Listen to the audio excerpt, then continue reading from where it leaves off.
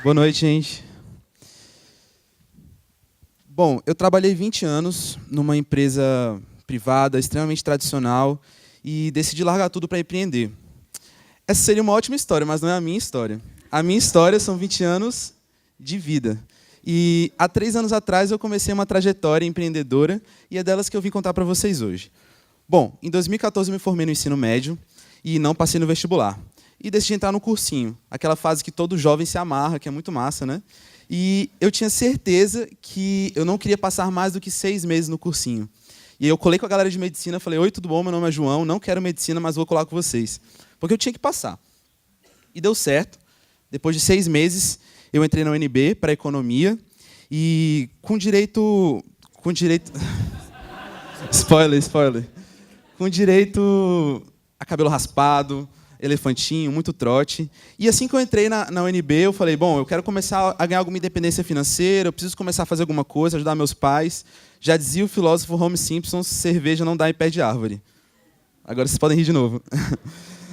Bom, e aí eu falei: bom, acabei de sair do cursinho, vou começar a dar aula particular. É a primeira coisa que me veio na cabeça. E comecei a dar aula particular despretensiosamente. E a minha vida começou a mudar a partir daí, porque eu comecei a gostar muito de dar aula particular. Eu me amarrava em preparar as aulas, eu me amarrava em estar ali com os alunos. Geralmente eu viajava muito nas minhas aulas, explicava matemática, usava todos os móveis da casa, pintava a parede. Aquilo ali virou um flow para mim. E começou a aparecer os resultados. Os alunos gostavam e eu via aquele de entendi essa matéria. Isso me deixava muito feliz. E os resultados começaram a aparecer, porque, no fim das contas, o objetivo da aula particular é você conseguir fazer o aluno aumentar a nota para acabar com o desespero dos pais, né? Isso começou a acontecer também. Mas não foi por isso que eu comecei a fazer tanto sucesso. Eu tinha muito mais demanda do que horário disponível quando eu dava aula particular. A questão é que os alunos gostavam muito das minhas aulas. Eu, uma vez, perguntei para uma aluna: por que tu gosta tanto da minha aula? O que tem de diferente na minha aula, sabe? E ela falou para mim isso aqui: a única vez que estudar é divertido é quando eu tenho aula contigo. Isso parece ser bacana, né? Um ótimo feedback, mas mexeu comigo. Para mim foi um soco no estômago, porque eu me vi no lugar dela de aluna, de tendo que estudar coisas que ela não gostava, e me vi no lugar de educador, de tendo que ensinar coisas que eu sabia que ela não gostava, né? E eu falei: gente, qual que é meu papel nisso aqui? Será que um dia eu vou falar assim: eu estou me amarrando isso aqui, estou achando maior tesão da aula particular, e aí eu falo: o que você faz? Então, ninguém gosta de estudar, né? O meu papel é deixar estudar menos chato, para fazer com que aquela aluna estude e tire uma boa nota. Eu não queria que esse fosse o meu trabalho. Eu sabia que a educação podia ser mais do que isso. E, além disso, em um ano dando aula particular, eu comecei a perceber alguns detalhes. Eu comecei a sentir que meus alunos começavam a depender de mim, como se eles precisassem de mim para tirar aquela nota boa. Eu saía e eles não aprendiam a como conseguir aquela nota sozinho, e sim dependendo sempre da minha explicação, né? E o principal de tudo é isso aqui. A aula particular nada mais é do que um remedinho para dor de cabeça. Ela cuida muito da causa do sintoma principal e muito pouco da causa. Eu comecei a me perguntar: por que esse aluno está precisando de aula particular? O que está acontecendo, né? E a educação foca muito nessa ponta desse iceberg e esquece da base gigantesca que existe. Então, hoje em dia, nós temos alunos com ótimos boletins, mas que não têm resiliência, que não sabem suportar o erro, que não sabem se comunicar, que não sabem se organizar, que não têm metas, que não têm objetivos e que não sabem se planejar. Bom, na minha aula, não. Na minha aula isso não ia acontecer. E eu comecei a comer livro, comecei a comprar, comecei a fazer curso, comecei a conhecer uma galera. Marquinhos marcou essa época para mim, porque conheci ele e comecei a estudar um monte de coisa de educação inovadora, como acontece a educação lá fora, e lá fora é totalmente diferente da realidade que a gente vê aqui. E comecei a trazer isso para dentro das minhas aulas, né? Comecei a levar essas ferramentas para os meus alunos. Só que o resultado não foi positivo. Eu comecei a receber algumas reclamações. Então, imagina, eu preparava uma aula para falar de compromisso com o aluno, da importância dele se responsabilizar, locus interno. Aí passava o pai na sala e falava assim: você não devia estar estudando com meu filho, não? Isso aconteceu uma vez, aconteceu 2 vezes, aconteceu 3 vezes. E eu falei: não é possível. Aí eu montei um portfólio, e chamei os donos da empresa que eu trabalhava, fui para diretor de colégio, fui para uma galera para mostrar: é isso aqui que eu faço com os alunos, é isso que eles precisam aprender, né?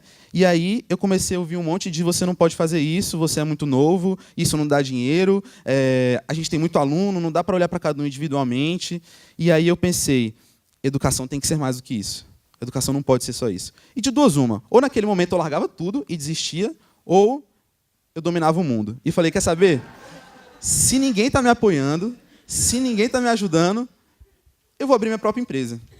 E vou, já que eu vou ser dono desse negócio, vou fazer do meu jeito, que se foda todo mundo, vou fazer do meu jeito e vou mandar no negócio todo. Bom, assim nasceu a GoUp. E aqui foi um marco para mim, porque eu comecei a empreender. E eu digo que, a partir desse ponto, meu aprendizado foi exponencial. Eu tive que aprender a lidar com equipe, a administrar uma empresa, a entregar aquilo que eu acreditava. E essa foi a GoUp. Ela durou 6 meses. E em 6 meses, a gente conseguiu 23 alunos e uma equipe de 12 professores. Isso é um ótimo resultado, porque eu trabalhei duro para isso. E tive que aprender muito. Fiz muito curso, corri muito atrás. Foi uma ótima fase da minha vida. A minha família sabe tanto que eu ralei. Só que em 6 meses eu fechei a GoUp. Na verdade, não fechei, foi um processo, porque os problemas continuaram. Agora não era mais meu chefe que avisava que o pai não estava gostando. Agora eu recebi reclamação direto do pai, porque eu era o dono, né? E eu comecei a perceber que o problema não era o pai reclamando. O problema é que eu continuava vendendo aula particular e querendo fazer outra coisa. Eu tinha que assumir aquilo que eu queria fazer e tinha que comunicar isso. A segunda coisa que eu comecei a perceber como dono da empresa, eu comecei a entrar nos colégios, comecei a entrar dentro das famílias e percebi que a educação era muito maior do que isso e que os problemas eram muito maiores, que o desafio era muito maior, que a escola é uma instituição que está completamente defasada, atrasada, que já não prepara mais nossos filhos, nossas crianças, nossos jovens para enfrentar os desafios do século XXI. A família está passando por uma mudança de era, onde os pais já passaram da era que a gente está, e os filhos estão nascendo numa era totalmente diferente, como lidar com essa diferença. E, mais uma vez, eu pensei, a educação pode ser mais do que isso. Foi aí que, nesse contexto de insatisfação com a GoUp, nesse contexto de abrindo a minha visão sobre a educação, eu comecei a me conectar com várias pessoas pelo Brasil, pelo mundo, educação inovadora e transformadora em vários lugares desse país. Viajei para São Paulo, viajei para Viçosa, aqui em Brasília vários projetos legais, e eu percebi que, de duas uma, ou as pessoas tinham projetos incríveis e não botavam para acontecer, ou as pessoas tinham projetos incríveis e não se conectavam. E eu falei, alguém tem que criar esse espaço. Alguém tem que criar um local onde todos esses projetos se comuniquem, porque a educação tradicional ela é muito forte. E para você conseguir convencer as pessoas de que a educação precisa se transformar, você também precisa criar um movimento forte. E foi assim que minha cabeça começou a ferver de ideias, várias coisas passando, e eu sentei, fiz um briefing de uma empresa, dei para uma designer e falei, essa aqui é a empresa que eu quero criar, faz uma marca para mim. Fiz um grupo no WhatsApp com meus tios, falei, preciso de dinheiro, tenho uma ideia maluca, me deem dinheiro.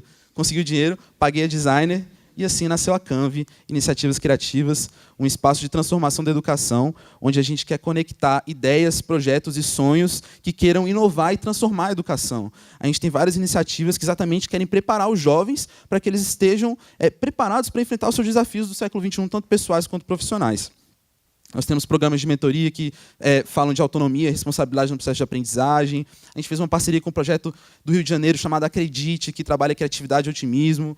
O Mobiliza, que é um projeto incrível, que a gente fechou uma parceria com a SAB, que trabalha design thinking com as crianças e mostra para elas que elas podem resolver os problemas do mundo. Mas o mais importante de tudo estamos abertos. Estamos abertos a nos conectar com todo mundo, porque para transformar a educação, a gente precisa se conectar, a gente precisa andar junto e a gente precisa todo mundo falar a mesma língua.